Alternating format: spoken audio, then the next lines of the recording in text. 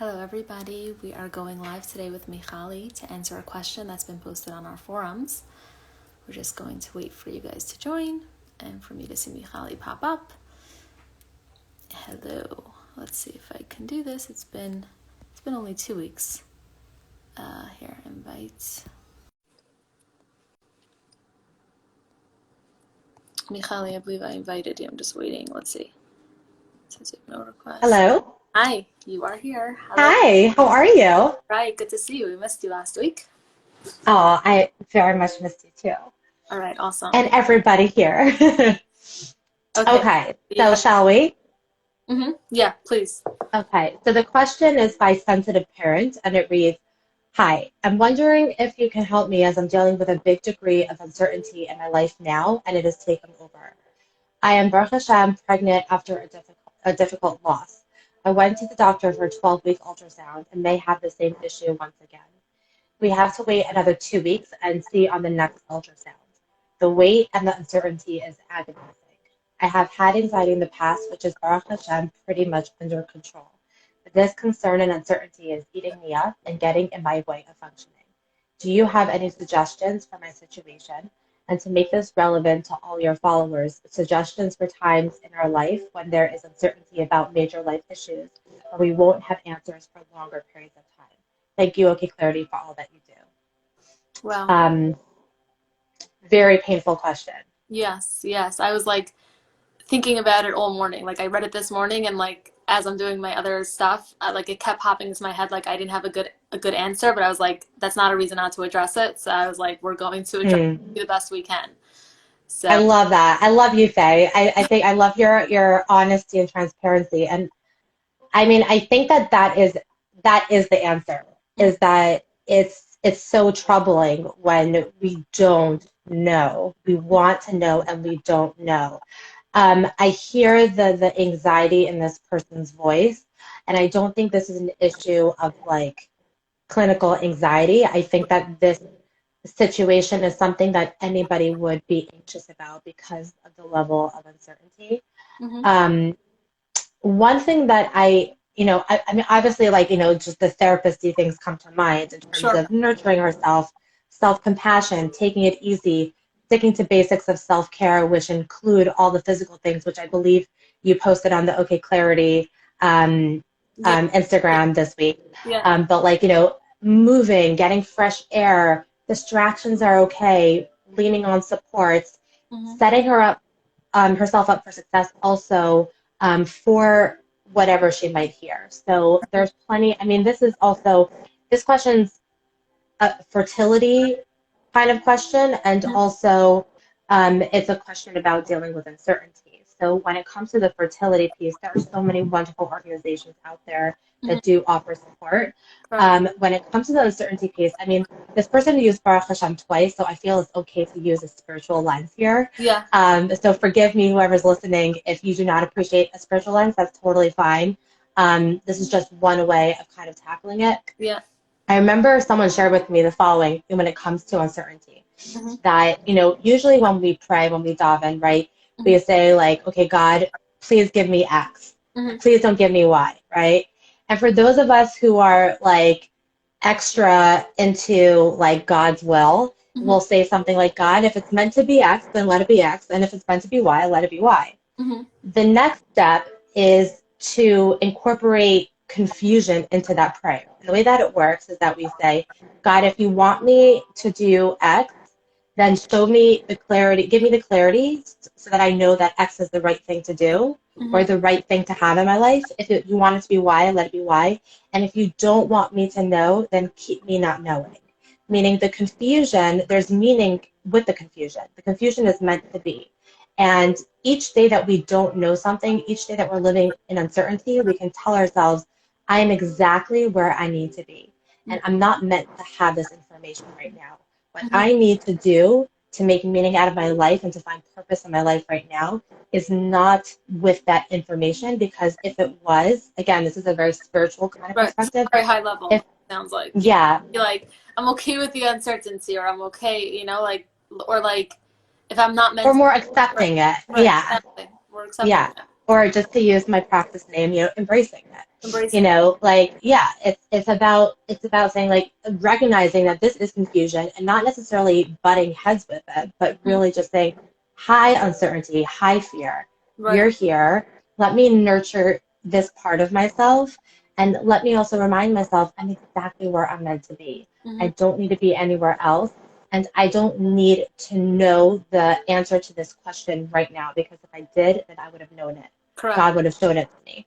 I love So that. yeah, that's the only thing that I can think of. Obviously, like, I just want to put out there, this is an agonizing situation. Hmm. And it sounds like that there's just a lot of trigger here too, because this person has been in a very similar situation before, and that situation was very painful. So I just want to kind of validate that piece and say Hmm. that those feelings are normal, even if they're really hard, intense feelings. Correct. And to piggyback on your spirituality piece, because it sounds like this person is interested in that, there's this hotline that I listen to, and you know this, Michali, and I say it all the time on stories. It's called A Life with Amuna Bitachon, or Life with Bitachon. I meant to like pull up the number before, now I'm on my phone, so I can't get it, but I will link it. Like, I will post it again. But to me, that's like an amazing hotline. I listen to it every single day. My family does. Like, we're all into it. It took me a while to like get to like be like, I'm gonna call a hotline and listen to something like this, but I'm telling you, once you get over yourself, it's like really like medicine for your soul if you can, connect on that level. Or just get over that hump of like, I'm gonna call a hotline. I'm like, if you can text it to me, then like I'm down, but like to call a hotline, like that was like the difficulty. So that's one thing I would say. Another thing I would say is like almost take like a paradoxical approach. Like, instead of thinking, I need these 2 weeks to be over, which is like the natural inclination. I need to know, I need to know. How about if you made these 2 weeks the most special 2 weeks that you can? Like, with that extreme emphasis, Love that. put up like a calendar that just has these 2 weeks. So like your mind, your consciousness is zoomed into these 2 weeks. So instead of fighting it, go with it. Kind of like make it fun, and have this blown up calendar for the next 2 weeks, and every single day there should be just something that's fabulous, whatever that can be, whatever is in your capabilities to do, whether that's with yourself, with loved ones. Make it like the most special 2 weeks. And I love what you said, have a plan for whatever that answer is at the end of 2 weeks, because I think that's, and you can only plan so much, obviously, Right. but something to at least like deal with the anxiety of like, how am I going to deal with, like, I can make these 2 weeks special maybe if I can do that, but then what, right? So it's like, let me have a plan for that.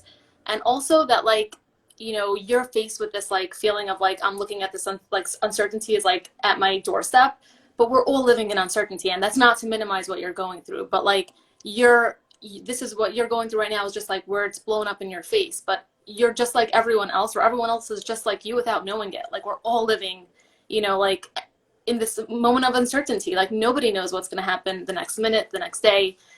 So kind of like to feel less isolated, not to equalize what you're going through to what the next person's going through that doesn't know what's going on, but just to know that like you're not totally alone in this uncertainty, because we're really all with you. It's just that we don't even know it, and you just know it in this Yeah. capacity. And yeah, I think that's like such an interesting point. I mean, first of all, I love the paradoxical approach. Mhm. I think that's a fabulous suggestion. And I think that in terms of letting this person know that they're not alone, I think that, when it comes to empathy, there's like different approaches to it. We can do the same boating kind of technique where it's like we're in the exact same boat. But real empathy is not necessarily that our circumstances are the same, Mhm. right? Like what you said, Right. it's more that we can relate to those feelings because we're human beings. So I mean, this woman sounds like she's dealt with loss, and that there's this huge fear of Mhm. future loss, and that's so painful, and that is more unique to her Mhm. and the infertility community, But I think that any human being can relate to the emotion of sheer fear Mhm. and agonizing waiting Mhm. and not knowing what's to come. Correct. And so in that way, she can allow herself, if she's able to be nurtured by people who may not be in the exact same situation as her, but get that feeling behind her situation. Correct. And that's what real empathy is. And I think that she can let herself feel that. Correct. So yeah, so I'm so with you on that. Yeah, and one last point that I thought of as you're speaking is because she's experienced this loss in the past, there's that tendency to create a story about the future that's going to mimic the past. Mm. So catch yourself in that space, like because it has been that way, and maybe God forbid it happens again. But don't create that story in your mind of like if it happens again, it will always happen. It's hopeless because that's really the one thing you don't want to do in dealing with disappointments. You don't want to create a story around the disappointment because we're not prophets and we don't know. So let's use that to our disadvantage and to our advantage in the sense that there's always hope. And catch yourself. It's the normal tendency to create that story. It's the normal tendency to create the story, especially with facts that are based on, the past experiences. But we know that things change, and we believe, or I like to believe, that there's always hope. So use that when you're creating your story in your minds, and keep catching yourself and recreating that story. I hope that's helpful. Thanks. Amen to Mel. that. Thank you, and thank you for All bringing right, my that pleasure. question. And anyone that's listening that's new here, every week me and Michali go live and answer a question from the forums, and hopefully 7 minutes or less, but we tend to go over. Um, we will do this again next week, God willing. So post your questions on the forum, and of course respond to each other. But if you have a question that we feel like is a good one to address, we will. Alrighty. Thank you, Faye. Thank you, Michali. It's been real. Have a good one. Thank you, everyone, for tuning in. Take care. Bye bye.